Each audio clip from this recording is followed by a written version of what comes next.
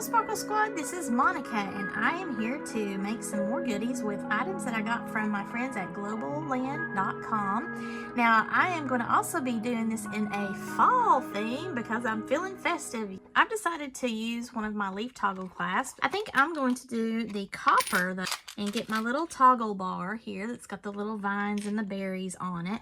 Now the toggle clasps did not come from Globleland.com, and I actually have another container somewhere in my stash that I have not unpacked yet that included some rose gold and some, I believe it's gunmetal, because I got a request for another leaf toggle bracelet. I'm going to use that to make something beautiful with this. This was that multi-gemstone pack, and we have all sorts of beautiful gems. I think I'm going to just make a mishmash out of this and use some of these little spacers here to create a beautiful sparkly bracelet for you. So I just snagged some of my bead stringing wire in a multitude of fall type colors. I have this one that is a fluorite green color, which is kind of a soft muted green, which is nice for fall. Then I have a garnet color here. I love that color. Isn't that beautiful? And then I have a butterscotch imperial topaz. That sounds exciting, doesn't it? It makes me hungry. That's pretty. I'm probably going to use that because I'm going with the copper vibe here. Then I also have some of this antique brass left over from a previous project, so I might use that. So I'm leaning towards this butterscotch imperial topaz. I just love the name of that. I have a ton of different colors, as you know from some of my other videos where I discuss my love of said colors on the bead stringing wire. Thinking this, maybe a mix with the greens. I got some things out of my stash to kind of help me flesh out this copper vibe, since that's, I don't know, I'm drawn to it today. I pulled out some bright copper round spacers, and then I got some of these beautiful antique copper tone with a little sparkly rhinestone to it. I just mixed the different stones here. I've got the tree agate in the light tree agate and the dark tree agate because they had a mix here. And then I used the red Ned stone, which is this here, and pulled in some of the tiger's eye. Now, some of this tiger's eye doesn't look like a full tiger's eye because it's got some kind of quartz vibe to it, so it kind of makes it a little bit more translucent than the smaller tiger's eye. You can see the difference there. I chose the darker of the tiger's eye that was in this little box, but for what I've got here, I think this is a nice mix with the copper, the aged copper, and that bright copper, and then this toggle clasp here. This is going to be really beautiful, and I'm going to put it together now with some butterscotch. Yeah, won't that look pretty? And I make a bracelet using bead stringing wire. This is different from the stretchy cord that you saw me make in a recent video, as well as the memory wire that I made in the recent Globleland video where I used my beautiful pink turtles. Now look, it's over there. Look at that. So I'm making a traditional bead stringing wire type of bracelet. And this is something that's really going to hold up well if you're someone that's ultra active and you wear the same piece of jewelry all the time. But I like to use this colored wire because I'm in the fall season and I just love the different colors that they have. I'm going to measure out 12 inches of this bead stringing wire. Now, do I need all 12 inches? No. But I like to give myself enough space because, one, I'm old and I've got carpal tunnel and I'm also operating with gloves. But two, depends on the size of your beads. Now, I'm using standard size beads here, so I don't expect to have a lot of bead tension in the gumball size beads or any kind of large size beads. They kind of take up the space with the wire depending on how it sits on your wrist or on your neck. You got to worry about bead tension with the larger size beads. But I don't have to worry about that with the regular size beads. These are all 8mm sizes except for the little 6mm here on the end. So I'm going to count out 12 inches here. I have a measuring mat on my table, as you can see from the little square, so I'm going to do that right quick. I'm going to use my flush cutter, which is flat on the back as opposed to just a standard cutter, to cut that off. I have a variety of crimp tubes that I can use to close off both sides of my bracelet, but I'm also using some crimp covers. That is one that I've also got in this little container here. I do have some copper, so even if I didn't have any copper crimp tubes, which I do somewhere off camera, I just don't know where they're at the moment, I can still use silver, charcoal, whatever color I've got, because it's going to be hidden with my crimp cover. So if you're out, don't panic as long as you've got the crimp covers. But I'm going to go ahead and finish one side of my bracelet. That way I've got something to hang on to as I put on the beads. Now that is because I've already tested out how I want to do the pattern of my bracelet here. I do not think that I'm going to get everything on here and then want to take them all off and rework my design based on the fact that I'm using a bead design board here. Something else that is a useful tip, based on the size bracelet that you want, which I typically am between a 7 to 7.5 size, which is usually standard, you've got to incorporate the length that your particular clasp will give you. You can see from anywhere in this circle is where that bead stringing wire is going to essentially be, because you know you're going to have it clasped. So anywhere in this circle is where the movement's going to happen. So I just go ahead and measure this length from this bar to the tip of the leaf is 1.5 inches. So I need to downsize my beadwork and not have over the length in total that I want for my bracelet. Now again, if you're using larger beads and you're going to have a bead tension issue where it kind of takes up and sits a little bit higher on the wrist and things like that, then you might want to consider changing out the type of wire that you're using or the beads, or just being mindful to incorporate a little bit of extra for any kind of bead tension once it gets onto the wrist or around your neck, because those bigger beads, like this for instance here, see the difference in sizing? This is a small 8mm, this is a 10mm, I believe this is a 12mm here. This is a gumball size bead. It's on the small side of a gumball size bead. These larger beads cause the wire, the tension in the wire, to sit up higher off of your wrist, so that whenever you're actually putting your wire through there, it can cause tightness unless you allot for the wire to give a little bit of extra movement. You're not going to have any gaps between your beads, but you want to be mindful of the larger bead causing that issue. But I do need to consider the 1.5 inches of width or length, whichever way you want to say it, of my toggle clasp. So the pattern that I have here is 6.5 inches of beadwork. I believe it's like 6.5, maybe just shy of that, because when I push this bead down here now it's below that 2 mark on my board, so I'm just counting the inch markers. Then I know that my 1.5 inches of clasp is going to give me about 7.5 inches, and I'm safe. So I'm going to go ahead and put one end of my toggle clasp and finish it on this side of the wire and feed all my beads on. I found my copper crimp tubes. I'm just going to grab one, put onto my wire. I usually go about 1.5 inches down my wire. And then it doesn't matter which side of the toggle, since it's probably going to be easier for me to hang on to this side. I'm going to put the leaf on first. Just go through that loop. Now this might be a little precarious for you if you're like me and you got some dexterity issues, but you want to kind of squeeze the wire together to get it through the crimp tube. And you want to try to keep your wires side by side so they don't cross over when they go in the crimp tube. So mine were crossing over. I'm going to write that with my thumbnails.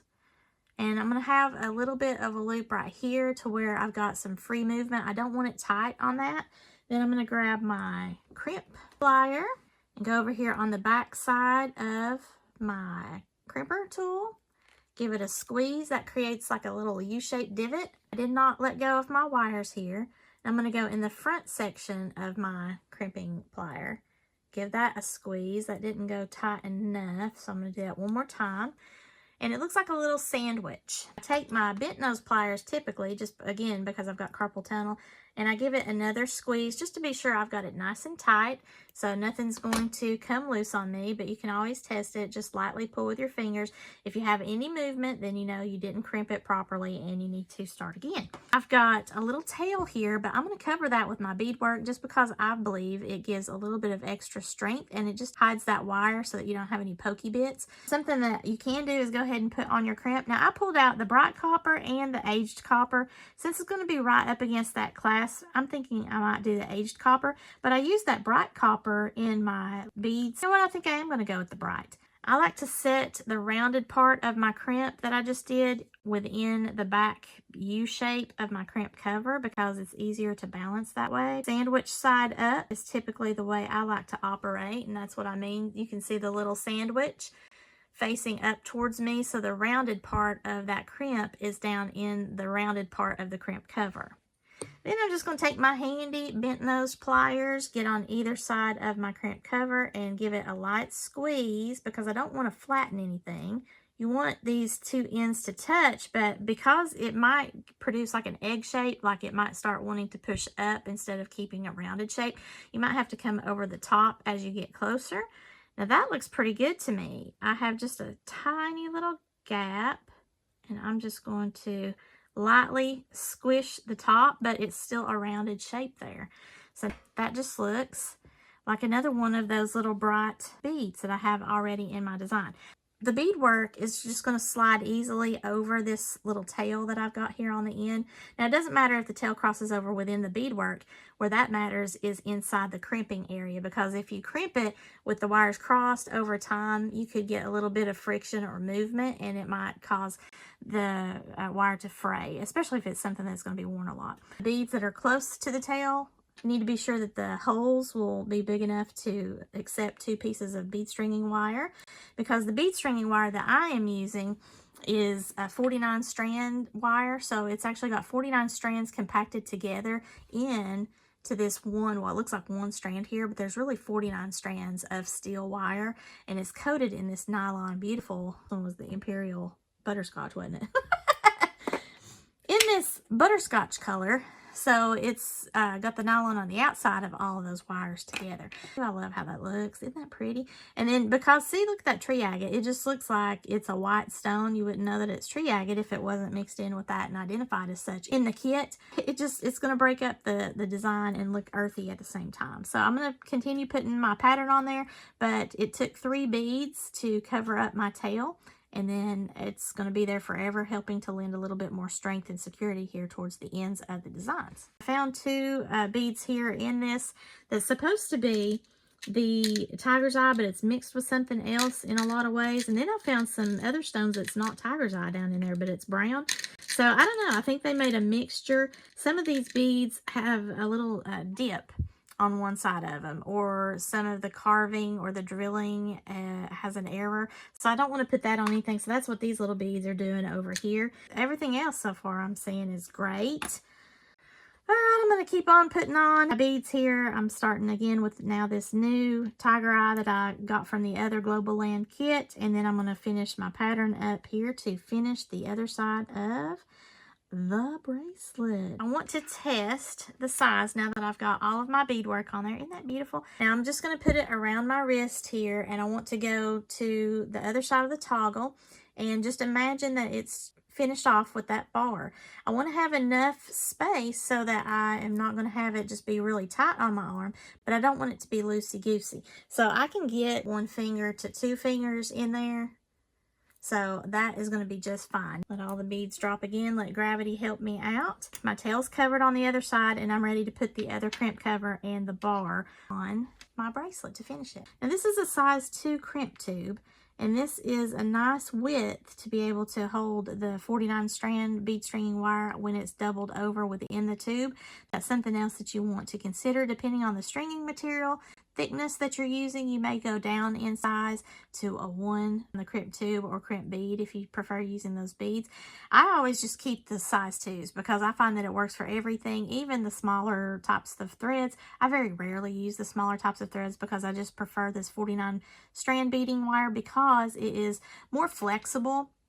It is a little bit more costly, especially if you want to get something that's got a colorful coating. If you just use a standard 7 strand wire, which I've got some of that right here, it's not as costly. It's more economical. You tend to get more of it on your spools, but it is a little bit easier to kink on you. Now, I haven't had any problem with kinking, but it will occur depending on how active you are in wearing your jewelry.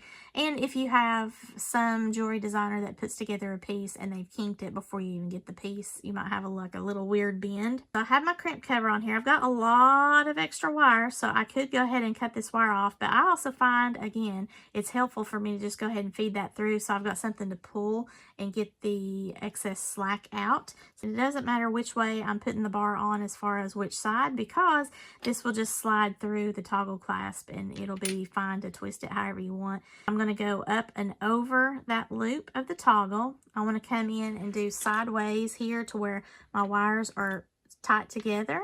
You see they're parallel together there. They're not crossed over. Whoops, oops. I goofed. They were crossed over. Okay. There we go. And they're not crossed over now, so I will hold that with my thumbnail as I'm taking out the slack.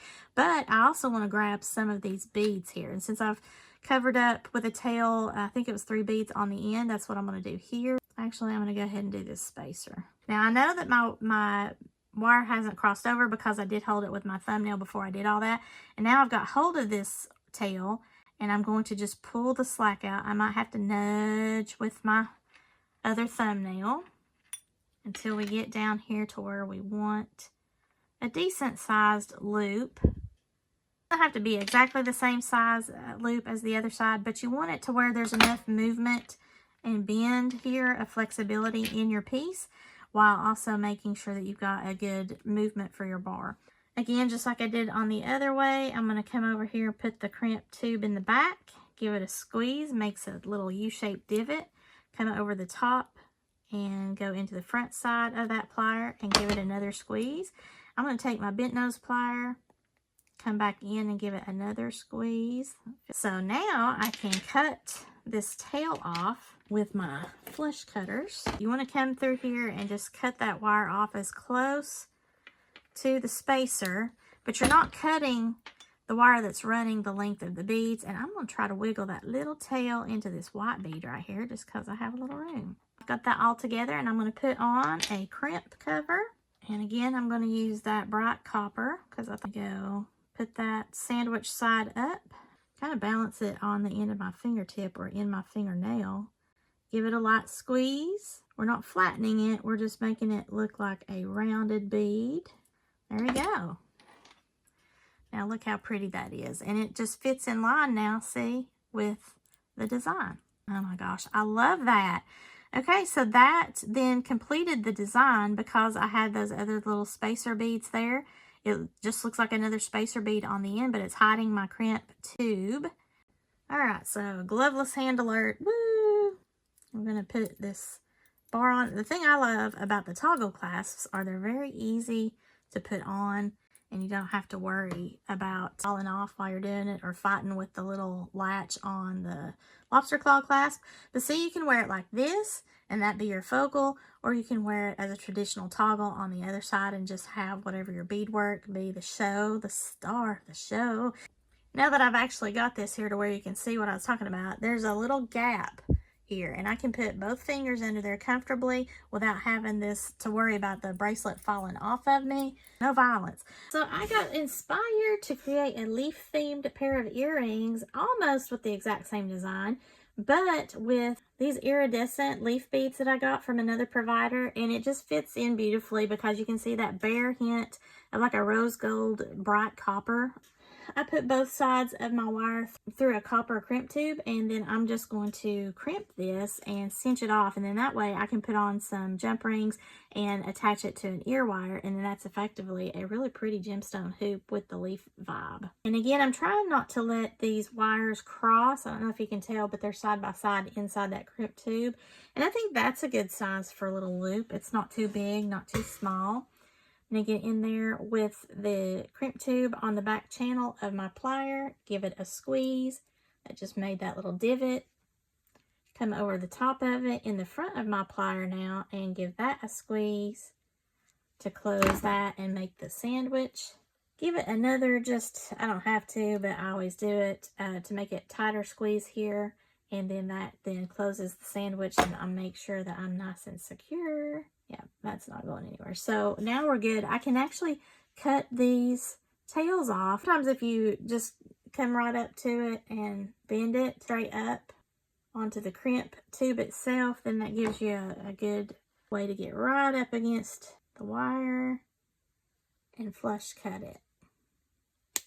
Because you don't want to have a whole big blurb sticking out there. I'm fixing to put a crimp cover on there, so it's not really going to matter. Again, bend that side up to where I've got something I can come right up against. Cut that off.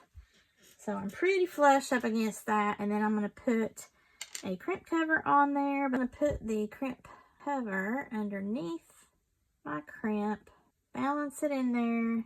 I'm going to give that a squeeze. Come over the top so that that is no longer got a little gap and it looks like a round bead. Now I do see that little tiny edge of the wire that's out there. But when I rub my finger over it, it's not catching on anything with me. It's not poking my finger, so it's not going to poke my ear because this is also going to be on an ear wire. I'm going to take a jump ring and go on either side of the crimp cover. And that way I'm essentially making like a little cage for it. I want to be sure I get my flat nose pliers. So I'm going to open this jump ring. And that way I can capture one side. And then close. It doesn't have to be solidified at this point. I'm just attaching these onto the earring. And then I'm going to open up another one. Do the same thing. I like to operate with my left hand using a flat nose plier and then opening and closing the door with the bent nose plier in my right hand. Put that on the other side of the closed crimp cover. Close the door. So now I have both of those jump rings, but I need to use a smaller jump ring to grab hold of both of those and attach it to an ear wire. So I've got one jump ring on either side of the closed crimp cover. Then I've got the actual smaller jump ring holding both of those together. And see how it makes sort of a cage? Because then I'm going to just attach this to an ear wire that coordinates in the colors that I'm using for the metals. You can mix your metals if you want, but I prefer to do that. Then I'm going to close the door of that small jump ring, if I can get back a hold of it. It's pretty tight in there. And then just squeeze that together so I don't have a gap. And then I have a cute little earring. Look at that. Now your beads might want to move around because I didn't put anything to stop. Like I didn't put a crimp on there to stop that. So you might just have to adjust it a little bit. But for the most part, gravity is going to be your friend. Cute. I'm going to make another one of those. I was rooting around in my charms and decided that I would put a little acorn on there. Now I don't have a copper acorn right now, but I do have this antique brass color. I had like silver and a bright gold and kind of an off gold, and then this brass one here. So I thought, well, I'll attach that to some jump rings and just put it on the leaf part so it's not going to encumber the bar in any way. I'll put it on this rounded part of the clasp and just close my jump ring.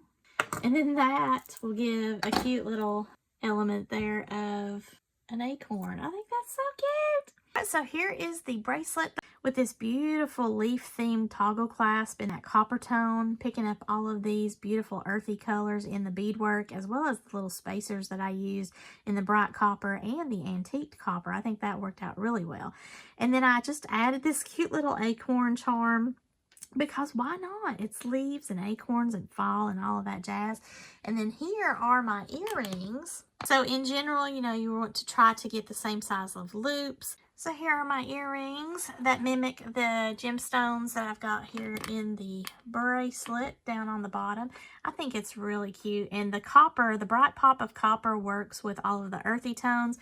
The leaves that are here are just super cute with the leaf toggle design here. So it ties in well. That is my bracelet and hoop earring set using supplies from Globleland.com. I hope you've enjoyed watching me unbox and create a few items with these supplies that I've received from Globleland.com. Again, they have multiple craft supplies, so it's not just jewelry making. If you're interested in paper crafting and any kind of other crafts, check them out. So if you like this video, please give me a thumbs up and share this with any of your jewelry making friends that might be interested in these beading supplies or any other craft supplies from Globleland.com.